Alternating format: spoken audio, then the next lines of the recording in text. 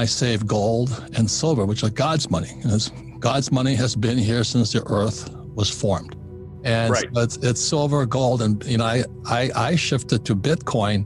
I still bought as much gold as I'm still buying gold. I bought some the other day because this guy had some 10-ounce bars where kilos come in, and they're hard to get. I mean, it's really hard to get. That's right. And it's getting hard. I couldn't even buy silver the other day. I mean, this is 2021. Well, what does that tell you? Supplies are gone. That's right. And plus they're suppressing the prices. People don't know this. The prices. Yeah, they don't understand how this works, Robert. So imagine if you go to McDonald's and there's a dollar menu, and they say you can get this item for $1. You order the item, and they say it'll be $3.50. Wait a minute. I thought it was $1. Yeah, that's right. That's the price. But if you want one, it's $3.50. That's how it works with gold. The price is $1,800. Oh, I'd like to have an ounce. Okay, it'll be $2,000. Well, wait a minute. I don't understand. And you got to wait 2 months for it. So why is the price $1,800? Well, that's just the price because we're able to financially engineer the futures market to keep the price low. But if you actually want an ounce, it's much more.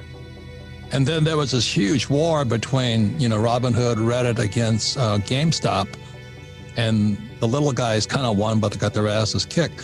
They tried it with silver and they couldn't do it because that's real money. Silver and gold are God's money. They couldn't mess with the market because the big producers out of the comics and, Tesla, Apple, Toshiba, Microsoft, all these guys who use silver kept the price suppressed. And so you idiots out there saving US dollars or pesos or yen or euro, get E.B. Tucker's book, Why Gold, Why Now? Because you're getting screwed. I mean, like when people argue about gold over Bitcoin, I just quote, Yogi Berra.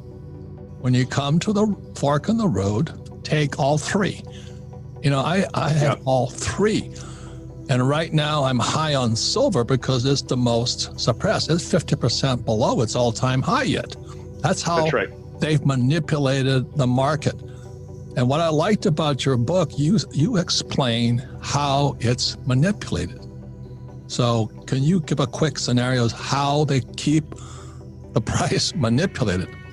When you see the price of silver trade, like on this Bloomberg screen behind me, you're not actually seeing the physical price of silver. You're seeing a contract for future silver delivery, which will never happen. It will be settled in dollars. And so the guys in New York are able to sell an unlimited amount of those contracts into the market and settle those in dollars. It's called the futures market. Now, you don't see this with copper, which is at an all-time high. It's been running all year because we're experiencing big inflation. You don't see this with lumber. Have you bought a 2x4 recently? I have. The price is doubled. So all of the things that we buy that we need are going up in price, but the metals are different because it's in the government's best interest to keep the price down. And so you create financial products called futures that you're able to unload into the market to keep the price down. And that's creating a difference between the gold price and other commodities. It distracts people. Now, Bitcoin is, to your point, is great, but Bitcoin is not digital gold because gold is not physical Bitcoin. These two things are not interchangeable. They're very different. So people ask all the time, should I buy one or the other? It's not like that. That's not the case. These are two very different things and they should be looked at differently. We talk in the book, as you know, in part 3 about how Bitcoin was created. And we have a theory behind who might have created it, which I don't think many people, go into, and they'll see that in the book. But this is a very different asset. This is not the same thing as gold. That's correct. The most important thing is you want to know the differences between silver and gold, silver, and Bitcoin. And you can make a more logical decision. And then, I caught hell the other day, said, how can you buy Bitcoin at $50,000?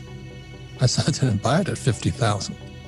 And this is my point to everybody right now, is that silver and gold, the prices are held down now. Right. And if you're watching Bitcoin, but the real action is going to take place, and I could be wrong, but I think it's silver, then gold. That's right. It's happening right now. It's so manipulated. I have a huge trade on this, by the way. You can see it right now happening. It's like a beach ball that you've pulled down under the water, 10 feet under the water. And when you let it go, it's going to go flying, not just to the surface, but way up in the air and out of the pool. That's That's what silver looks like. But people need to understand something, Robert. You don't buy gold to make a profit. Right. Gold is not a trade, it's wealth, it's real money. There are other things that we can talk about that you buy to make a profit. But gold is about financial security. It's about insurance. It's a fire insurance policy. You don't buy fire insurance to make money unless you're a criminal. But you buy fire insurance so that you can protect what you have and you can build from there. If you lose your foundation, you're in big trouble. Yeah, and so there's differences between silver, gold, and Bitcoin, and they're all significant differences. And if I told you today you could buy Bitcoin at $5, would you say, I'll think about it? But that's what we're saying is happening with silver and gold right now because it's manipulated. But it's even worse than that is because I took a friend of mine down to Argentina because this guy is, highly educated, very successful and all this, but he is old school. And I took him to Argentina to meet my friend who is an engineer, electrical engineer in Argentina. He had a electrical engineering firm.